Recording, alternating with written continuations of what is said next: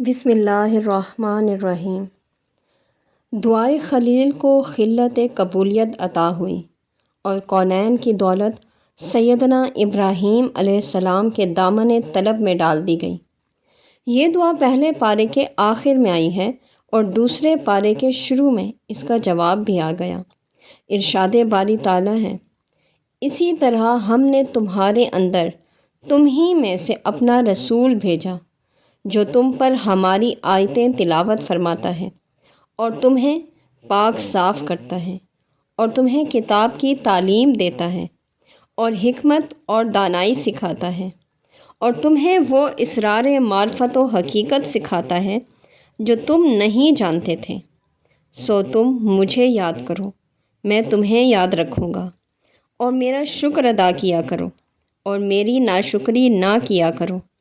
اے ایمان والو، صبر اور نماز کے ذریعے مجھ سے مدد چاہا کرو، یقیناً اللہ صبر کرنے والوں کے ساتھ ہے۔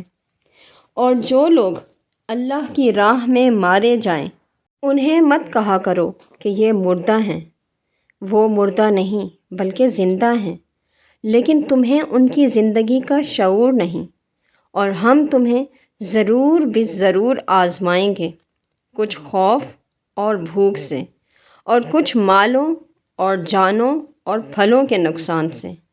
اور اے حبیب مکرم صلی اللہ علیہ وآلہ وسلم، آپ ان صبر کرنے والوں کو خوشخبری سنا دیں جن پر کوئی مصیبت پڑتی ہے تو کہتے ہیں بے شک ہم بھی اللہ ہی کا مال ہیں اور ہم بھی اس کی طرف پلٹ کر جانے والے ہیں۔ یہی وہ لوگ ہیں جن پر ان کے رب کی طرف سے پے در پہ نوازشیں ہیں اور رحمت ہے، اور یہی لوگ ہدایت یافتہ ہیں۔ حضرت ابراہیم علیہ السلام نے اللہ سے قوموں کی امامت کا سوال کیا۔ اب امامت کی دو شکلیں کر دی گئیں، کیونکہ حضور صلی اللہ علیہ وآلہ وسلم کے ساتھ نبوت کو ختم ہونا تھا اور تاجدار کائنات صلی اللہ علیہ وآلہ وسلم کے سر اقدس پر ختم نبوت کا تاج سجایا جانا مقصود تھا۔ اس لیے امامت کے دو جز کر دیے گئے، ایک امامت سے نبوت اور دوسرا امامت سے ولایت تک۔ اب اس میں حکمت یہ تھی کہ جب حضور صلی اللہ علیہ وآلہ وسلم پر نبوت کا سلسلہ ختم ہو جائے تو پھر فیض نبوت بشکل امامت میرے نبی صلی اللہ علیہ وآلہ وسلم کی امت کو ملنا شروع ہو جائے۔ اسی طرح سورہ بقرہ کی آیت نمبر 151 سے 157 تک دعائے ابراہیم علیہ السلام کا جواب ہے۔ دعا تو فقط یہ تھی کہ مولا اپنا وہ پیغمبر، رسول، نبی آخر الزماں صلی اللہ علیہ وآلہ وسلم میری آل میں، میری نسل میں مبعوث فرما۔ اللہ رب العزت نے جواب میں فرمایا کہ دو چیزیں عطا کرتا ہوں، ایک نبی آخر الزماں صلی اللہ علیہ وآلہ وسلم کی بعثت اور پھر شہادت۔ فرمایا کما ارسلنا فیکم رسولا منکم، اور آگے ہی اس سے ہی متعلق فرمایا یا ایھا الذین آمنوا استعینوا بالصبر والصلاۃ ان اللہ مع الصابرین۔ اے ایمان والو، صبر اور نماز کے ذریعے مدد مانگنا۔ ولا تقولوا لمن یقتل فی سبیل اللہ اموات، جو اللہ کی راہ میں شہید ہوں انہیں مردہ نہ کہو، بل احیاء ولکن لا تشعرون، وہ زندہ ہیں لیکن تمہیں ان کی زندگی کا شعور نہیں۔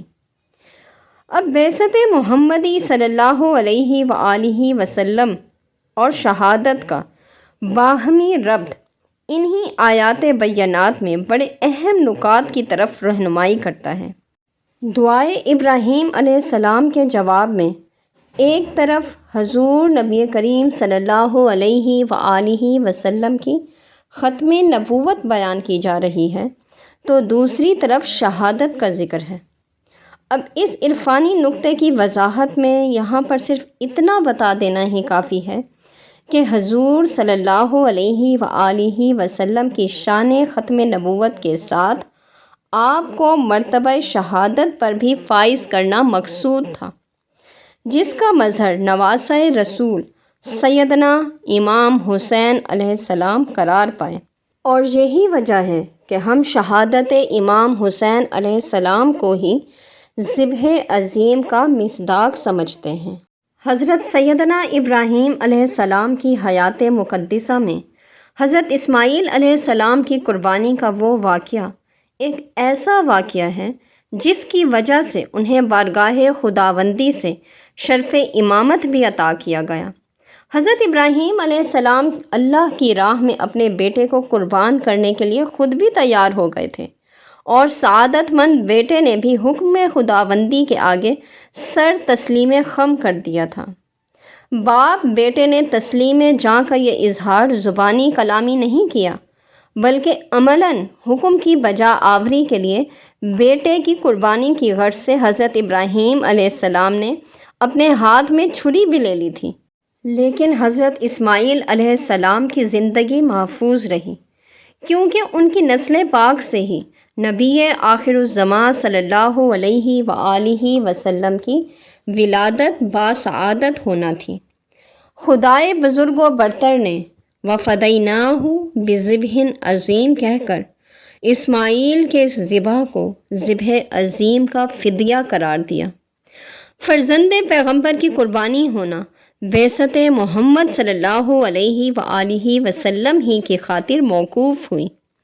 حکمت خداوندی یہ تھی کہ حضور صلی اللہ علیہ وآلہ وسلم کے بعد چونکہ کوئی نبی نہیں آئے گا، اس لیے شہادت کے لیے ان کے لخت جگر کا انتخاب عمل میں آئے گا، اور ذبح اسماعیل علیہ السلام کو مصطفیٰ صلی اللہ علیہ وآلہ وسلم کے لخت جگر سیدنا امام حسین علیہ السلام سے ہی ذبح عظیم بنا دیں گے۔ اگر شہادت امام حسین علیہ السلام کا تعلق ذبح اسماعیل علیہ السلام سے نہ جوڑا جائے تو بات مکمل نہیں ہوتی، شہادت کا عمل ادھورا رہ جاتا ہے اور بات مکمل طور پر سمجھ ہی نہیں آ سکتی۔ حضرت اسماعیل علیہ السلام کی قربانی کو صرف ذبح کے لفظ سے ذکر کیا کریں گے، کیونکہ ان کی جگہ مینڈھے کی قربانی ہوئی تو اسے ذبح عظیم کہا گیا۔ اب یہ بات سمجھ میں نہیں آتی کہ مینڈھے کی قربانی کو ذبح عظیم اور پیغمبر کے بیٹے کی قربانی کو محض ذبح کیا جائے، تو یہاں یہ سوال پیدا ہوتا ہے کہ اس ذبح عظیم سے مراد کون سی قربانی ہے؟ ذبح عظیم یقیناً وہی قربانی ہوگی جو ذبح اسماعیل علیہ السلام سے بڑی قربانی کی صورت میں ادا ہوگی۔ حضرت اسماعیل علیہ السلام حضرت سیدنا ابراہیم علیہ السلام کے فرزند تھے، جبکہ سیدنا امام حسین رضی اللہ تعالی عنہ حضور سرور کونین صلی اللہ علیہ وآلہ وسلم کے لخت جگر اور نور نظر تھے۔ اب قطع نظر اس بات کے کہ نبی اور صحابی کے مرتبے میں بہت فرق ہے، لیکن نسبت ابراہیمی سے نسبت مصطفیٰ یقیناً ارفع و اعلیٰ ہے، اور اس کے علاوہ کہ سیدنا امام حسین علیہ السلام کو سبط پیغمبر اور پسر بطول و حیدر ہونے کے ساتھ ساتھ نسبت ابراہیمی بھی حاصل ہے، اور اس کے علاوہ یہ کہ شہادت امام حسین علیہ السلام چونکہ سیرت رسول صلی اللہ علیہ وآلہ وسلم کا ہی باب ہے، اس لیے کائنات کی اسی منفرد اور یکتا قربانی کو ہی ذبح عظیم ہونے کا شرف حاصل ہے۔ لہٰذا بڑی صداقت کے ساتھ یہ بات پایۂ ثبوت کو پہنچ گئی کہ حضرت اسماعیل علیہ السلام کی قربانی کے ضمن میں جس ذبح عظیم کا فدیہ دیا گیا وہ ایک مینڈھا نہ تھا، بلکہ وہ لخت جگر مصطفیٰ حسین ابن علی رضی اللہ تعالی عنہ کی قربانی تھی۔